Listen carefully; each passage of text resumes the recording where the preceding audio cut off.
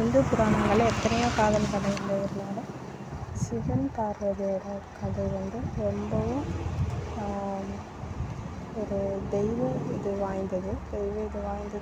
அதுவும் இல்லாமல் அவங்களோட கல்யாணம் வந்து காதல் வந்து கல்யாணத்தில் முடிஞ்சிருக்கு. அப்போது எனக்கு மிகவும் பிடித்த இது வந்து அந்த சிவன் பார்வதியோட கதை தான். சரி, கதைக்குள்ளே போகலாம் வாங்க.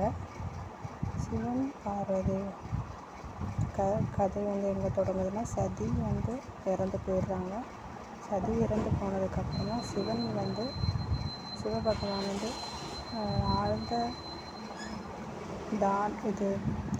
மெடிடேஷனுக்கு, அதாவது தவத்தில் போய் உட்கார்ந்துருக்காரு.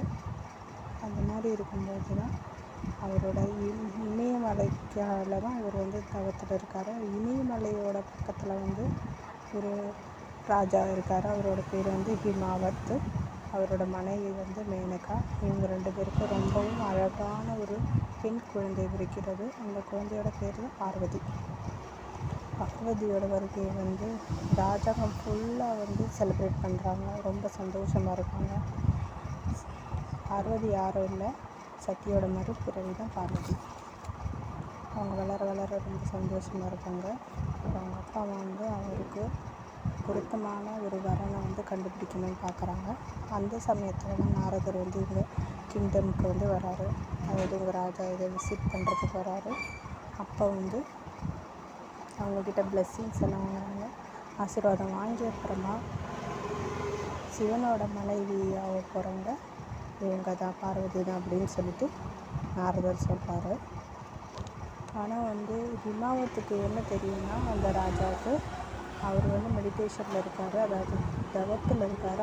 அந்த தவத்திலிருந்து அவரை வந்து எப்படி இந்த இது வந்து கொண்டு வர்றதுன்னு அவருக்கு ஒன்றும் புரியல. அப்புறம் ரொம்ப நேரம் யோசிச்சுட்டு பார்வதியை கூப்பிட்டு சிவன் வந்து தவத்தில் இருக்க இடத்துக்கு கொண்டு போகிறாரு. கொண்டு போயிட்டு நிற்கும்போது சிவன் கண்ணை திறக்கிறாரு. இவங்க 2 பேரையும் பார்த்தோன்னே இவர் கேட்குறாரு, உங்களுக்கு தவத்தில் வந்து உங்களுக்கு தேவையான உதவிகளை செய்கிறதுக்காக என் பொண்ணு இருக்கட்டும்னு சொல்கிறாங்க.